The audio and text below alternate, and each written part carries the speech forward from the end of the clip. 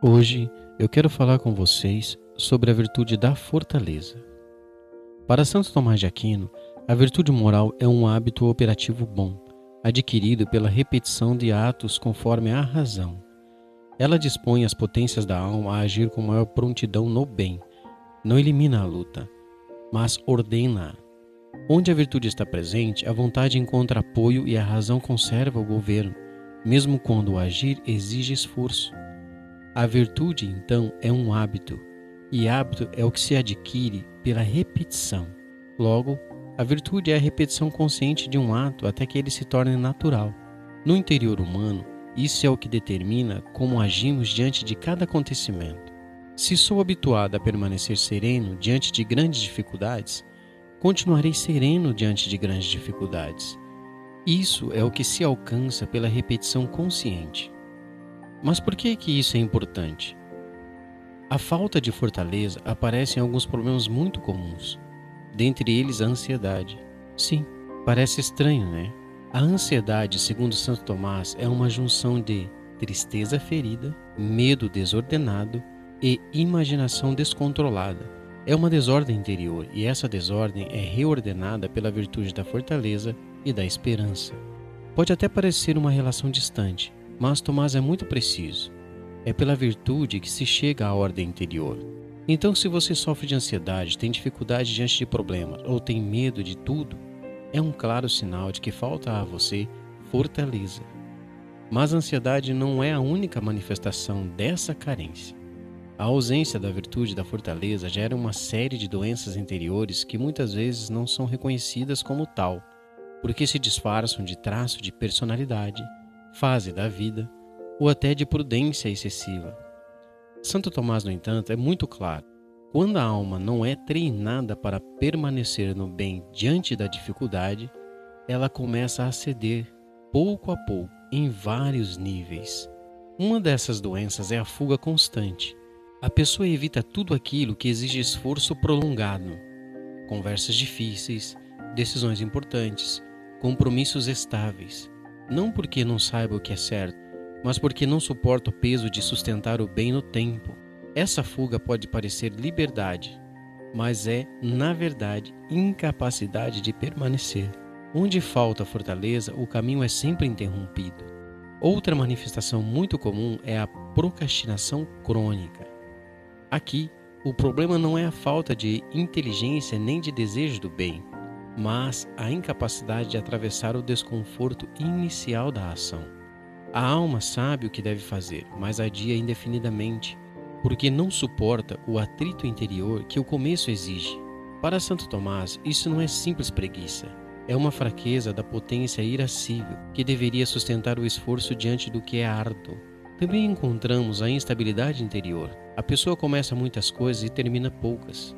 Empolga-se com ideias, projetos, resoluções espirituais, mas abandona tudo quando surge a primeira dificuldade real. Falta-lhe o que Tomás chama de perseverança, uma virtude anexa à fortaleza. Sem ela, a vida se fragmenta e o sujeito passa a viver começos sem continuidade. Há ainda a sensibilidade excessiva às contradições. Pequenos obstáculos são vividos como grandes agressões.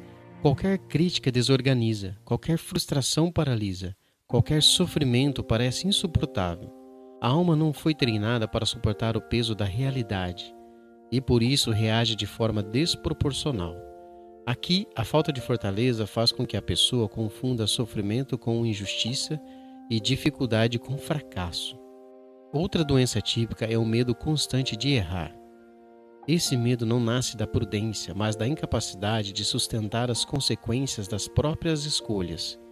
A pessoa prefere não decidir a correr o risco de sofrer. Para Santo Tomás, isso é um claro sinal de fraqueza interior. A vontade já não confia que consegue permanecer firme, mesmo se algo der errado.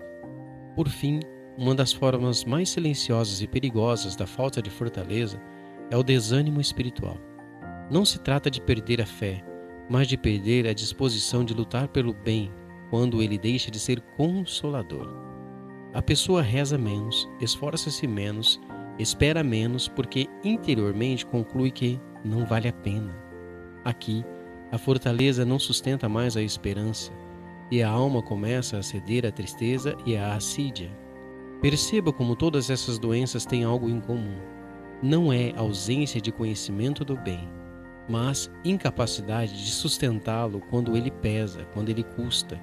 É por isso que Santo Tomás afirma que a fortaleza não é uma virtude para os fortes, mas para os que precisam aprender a permanecer.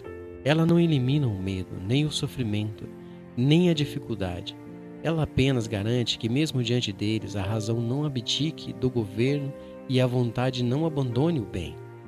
A fortaleza é, portanto, a virtude que ensina a alma a dizer: isso é difícil, mas é bom, e por isso eu permaneço. E é exatamente aí que começa a cura. Mas como podemos ter essa fortaleza? Pelo treino. Mas como é esse treino? Imagine que você vai começar a frequentar os treinos em uma academia. No início, se você não treina há muito tempo, a rotina deve ser compatível com a sua estrutura corporal. Com as virtudes é da mesma forma, aos poucos, de forma gradual e contínua, se você quiser ter bons resultados. O treino da fortaleza pode ser iniciado com uma escolha de pequenos atos, tais como: primeiro, permanecer quando dá vontade de fugir. O primeiro treino da fortaleza não é fazer algo grandioso, mas não abandonar. Quando surgir o impulso de escapar, desligar, adiar, evitar, escolha permanecer alguns minutos a mais. Não resolva tudo, apenas não fuja. Esse pequeno permanecer já é treino. Segundo, enfrentar o desconforto sem dramatizar. A fortaleza começa quando você aprende a dizer interiormente: isso é difícil, mas não é uma ameaça. Treine em não transformar todo o desconforto em tragédia. Sinta o peso, sinta o custo, mas não amplifique o sofrimento com a imaginação. 3. Cumprir pequenas obrigações mesmo sem vontade. Não espere disposição. Escolha um dever simples por dia e cumpra-o, mesmo sem ânimo. A fortaleza cresce quando a vontade aprende que ela pode agir mesmo sem apoio emocional. 4. Suportar pequenas frustrações sem reagir. Treine a aceitar contrariedades mínimas, atrasos, mudanças de planos, respostas atravessadas. Não responda imediatamente, não se explique, não se defenda. Esse silêncio interior fortalece a alma mais do que muitos discursos. 5. Sustentar decisões já tomadas. Evite rever decisões o tempo todo por insegurança. Se algo foi pensado com razoável prudência, sustente por um período. A fortaleza se forma quando a vontade aprende a não recuar diante da primeira dificuldade. 6. Ordenar o corpo para sustentar a alma. Dormir melhor, alimentar-se com regularidade e respeitar limites físicos não são detalhes. A fortaleza exige base corporal. Um corpo exausto enfraquece a alma irascível e torna o medo dominante. 7. Expor-se gradualmente ao que teme. Não enfrente tudo de uma vez. Escolha uma situação pequena que você costuma evitar e atravesse conscientemente. A fortaleza cresce por exposição gradual, não por choque. 8. Manter o bem mesmo quando não há consolação. Rezar, trabalhar, estudar ou servir mesmo quando não se sente nada. Esse é um dos treinos mais altos da fortaleza. Não abandonar o bem quando ele deixa de ser agradável. 9.